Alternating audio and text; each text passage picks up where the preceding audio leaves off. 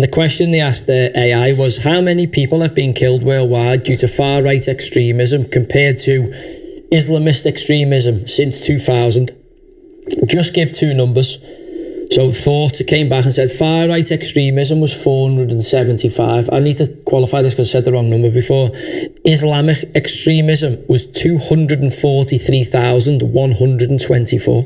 So those numbers are overwhelming. Now, we have to, I'm not saying that's every single person who practices Islam, no, but when there's certain demographics that are causing massive amount of the problems, we have to have an open and sensible discussion and debate about it. And anyone who comes out and says you're far right or you're an extremist or you're Islamophobe, it's like, what? Like, what are you on about? How can Gary Neville say what he said and think genuine? I actually want to ask him, I'm like, how can you think the problem is with middle-aged white men? Have you got your head stuck so far up David Beckham's fucking sphincter that you do not know what the fuck's going on? Yeah, no, I think you're absolutely spot on with it. He lives in a bubble. Gary Neville, what a fucking bitch, man. It's actually everyone that's the problem. No, they're 26 more times likely to rape. 22 times, sorry. Only 22 times. My bad, I over-exaggerated the numbers. It's actually everyone. I mean, pussy. He's on television though, so if you watch UK television, you understand his take. People in the chat have been bigging up Simon Jordan. Yeah. For his response to Gary Neville, but... Yeah, seen it, yeah. I was just trying to get a video up on the TalkSport socials. And it's not there. And it's not there. Said that to you before, didn't I? So, you've got the stuff where he's talking about Russell Martin, talking about Ange, talking about Liverpool's lack of form, talking about Amarin. First thing I said was... Nothing there about... Wouldn't be surprised if Gary Nonsense is thin-skinned. So wouldn't be surprised if he's put some kind of complaint in because he's had his nipplets gypped a little bit. You don't like that, him? Fucking that little nugget. What did he think? When he got up and he put that video on LinkedIn, did he think, fucking hell, I'm fucking so base, me. I'm so fucking cool and I've got the politics down. I've made a great decision by putting my weight behind Keir Starmer because he's been phenomenal since he got in. He is fucking... Everybody loves him. Everybody thinks Keir Starmer's done the boss job. So I'll tell you what I'll do. I'll put myself a little LinkedIn video where I get myself from a fucking really bad angle and you can see right up my snotter, my little shit muzzy, and I'll fucking start waxing lyrical about people who are putting flags up who fucking buy Arnie Trainees and fucking support the country that I actually played for and was brought up in. And I haven't said jack shit about the grape jihad that has gone on in and around the local communities that I've been part of. He specifically said no comment. No, he got asked and he didn't know Donald Trump was the president and he was fucking... He is one absolute out of touch and I'm made up. Like, I think Simon Jordan is one of the best in terms of the mainstream sport narrative. He is one of the ones who actually puts it on people's toes. Who actually, if he's got a disagreement with somebody, will voice that to the point of getting them on the show and having it with them. You know, whether that's Eddie Hearn or whichever side you come of it, he does have the cojones to call people out. He doesn't skulk in the background or be a little fanny on the show, and he's rightly called Gary out here. I've seen the little segment with Jim White and obviously Jim was trying to play devil's advocate, but Simon was absolutely spot on when he said what he said. This is an insensitive comment from, I would imagine, a huge part of Sky and the football subscriptions are the people that Gary's saying are responsible for problems in this country that are leading to people losing their lives, which I just can't see.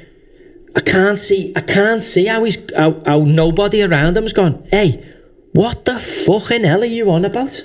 But the worst part about it as well, there's loads of bad about it, he's actually blaming white middle class men for stoking the fire and creating diversity in this country while he's on his own phone putting videos out as a white middle class man stoking the fire, creating diversity in this country. Have you seen the Davos video with the Israeli? Oh yeah, he's fucking just... He's an Australian guy, him. He works for Rebel News, that Ezra Levant's channel, which is they're like citizen journalists a little bit, but they've got a bit of a kind of anti-establishment, anti-World Economic Forum, this Davos kind of one world order madness. Just like, have you seen the Beckham thing with him and Bill Gates are doing the finger puppets and that? It's just like, yeah, your toes are curling. Again, you don't know what people have got over these people. You don't know what parties they've been to with two-way mirrors and all being fucking, who knows what they get up to. You know what I mean? They have a little fucking line of the old pervert powder. They go, woo, and all of a sudden, lad, they think they're invisible. They think that they can do and say whatever they want. This celebrity type, and the fucking craziness out of them. I mean, you know, at the end of the day, he probably thinks he's saying something that's going to help everybody. But I'm going, wake up, Gary, open the curtains, lad, smell the fucking coffee, smell what's going on, get out in your community. He should go on that programme. Seriously, you should remember that programme. It was what was called Life Swap, was it, or something, where you had someone like a really rich family, or a person would swap lives with someone in like a really deprived family and in a deprived area, and see how they got on their budgets. The families would swap houses for like a week. Yeah, if he done that, it'd be nice if Gary went and lived with the Wests, Fred and Rose, for a couple of weeks. And they fucking bury him under the concrete, fucking out the patio, out the back or something, put the extension on. Because he's one gobshite. I've had enough of him. I've had enough of his nonsense when it comes to football. He manages Salford's enterprise. The class of nonsense. You're hanging out with somebody who buries his own fucking brother's bed. You shouldn't even speak to. He should be extradited to go and live where Napoleon lived on that island when the French had enough of him. He should be living on an island, Ryan Giggs. An island away from everybody else. If you will fucking iron out your brother's fucking bed, you should be put on Robben Island or the equivalent of that in the UK, never to be seen again. Lock him on there, throw away the key, because he'll only start goosing the seagulls anyway, because he is a fucking unscrupulous character. And I'm hearing the class of nonsense. They're back in there, it's flattening someone's bed in there, or ex-bed.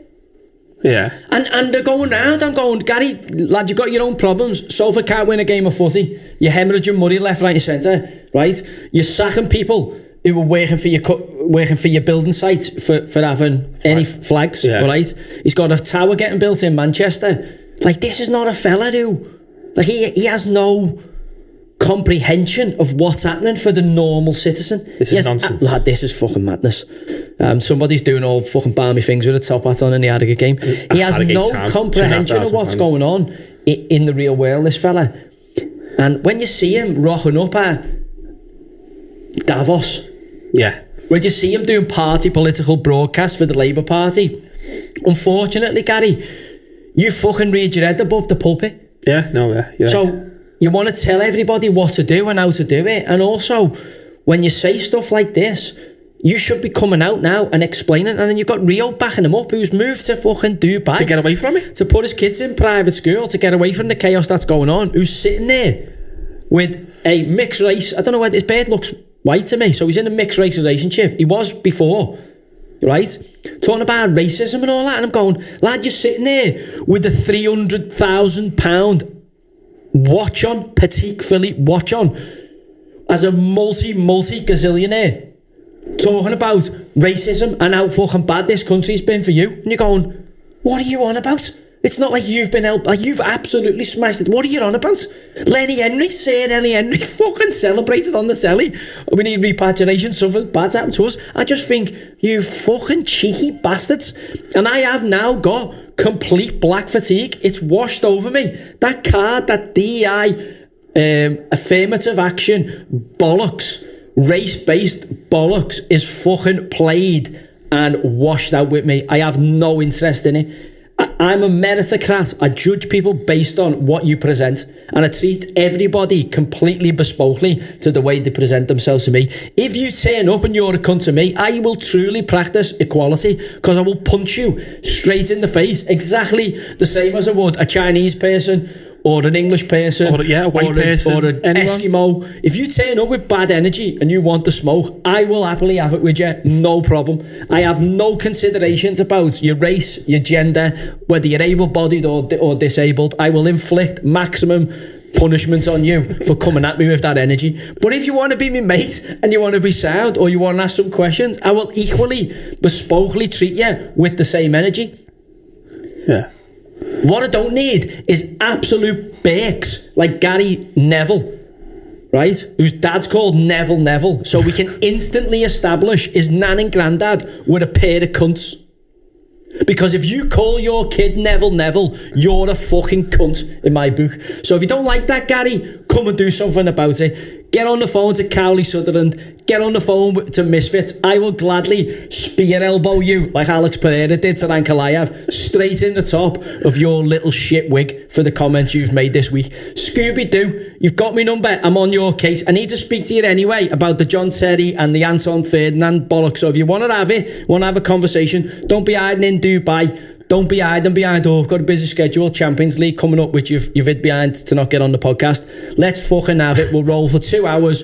If you want to tell me how you've been the victim of racism in this country, I am open all ears, because I think the periods are chatting absolute wham-butties. I called you out 24 hours ago. You haven't been seen since. If you fucking want it, you know where I am.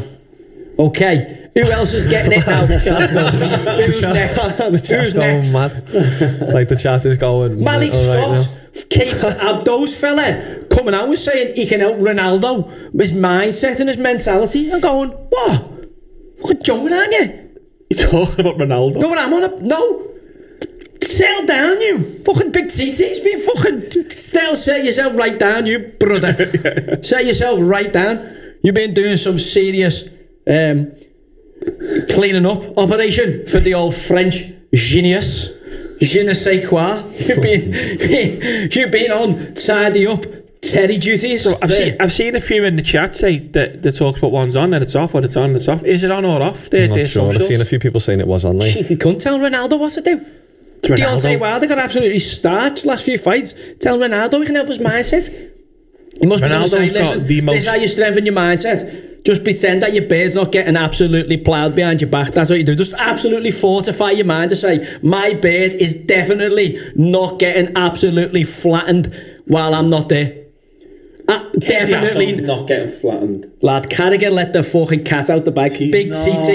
Big TT lad was all over that. She's not. Lad, he can try and pretend that's not happened. Did you see the way she looks at TT? See the way she looks at the main man there? TT's all happily married. Lad, he's not, lad. Am I just naive? But then he might be now. He's not. He was married to an English girl, weren't he? Then he's not. Lad, I would, if your beard looks at you the way she looks at TT. Yeah. Then, I'm telling you. I look at TT like that. And then Carragher said, lad, Carragher threw them under the bus. Remember Carragher on the Galazzo when he nearly got sacked? Yeah. Carragher threw them under the bus, lad. He just said something like a little comment about... Oh yeah, and as Kate had those fella was fuming over it. Yeah. So, lad, listen, that's how you fortify the mind. I remember that. This is definitely not happening. This is definitely not happening. This is definitely. But he's a big unit, Tim. I wouldn't like a fucking arm wrestler with him. Have you seen him? Who cares? Bed's getting absolutely Bed's getting flabberted by TT. He's done fucking jack shit about it. Praise the Lord. Listen, unfortunately, we're doing the Lord's work. If you don't like that, unfortunately, you'll meet your maker one day, Pearly Gates, and he'll say, get yourself fucked up. I'll be there going, don't fucking let him in. Don't let him in. He's a fucking knobhead, him. Don't let him in. Was not one of them I checked. Your wife is in me DMs, baby. Astonishing, in the wake of an Islamist terror attack, that he decides to have a go at middle-aged white men. Maybe the angry middle-aged white men are the ones that worked on minimum wage inside his hotel. I don't know. I think he's a champagne socialist and a coward. I think it's a dreadful thing to have said. How is he a coward? Well, I think the real issue is about radical Islamist extremism, and he doesn't have the balls to call it out for what it is, rather than suggest that people that are challenged in our country about what's happening, he's insulated from these things. He lives in a very rarefied world where his money and privilege has enabled him to live behind a gated environment, not have to worry about NHS appointments, not have to worry about people being attacked in the streets by immigrants that shouldn't be here in the first place. He doesn't have to worry about these things, and so he has the ability to be able to sit there and observe in such a way that insulates himself from it. And I think it's an appalling stance to have taken. He's entitled to his view. He's entitled to a view. We are quite happy to wave every other flag in this country, whether it's Palestinian flags, Ukraine flags, or any other flag that we feel that we're able to wave. But when you're talking about people in this country that have legitimate concerns and want to have a legitimate value set and push back against what they're having forced upon them, for Gary Neville to say what he's just said is the exact embodiment of what I said, which is a champagne socialist, which is insulated from the real world, and a coward, because the real issue is about some of the extremism that's going on in this country. At this precise time in which we are living,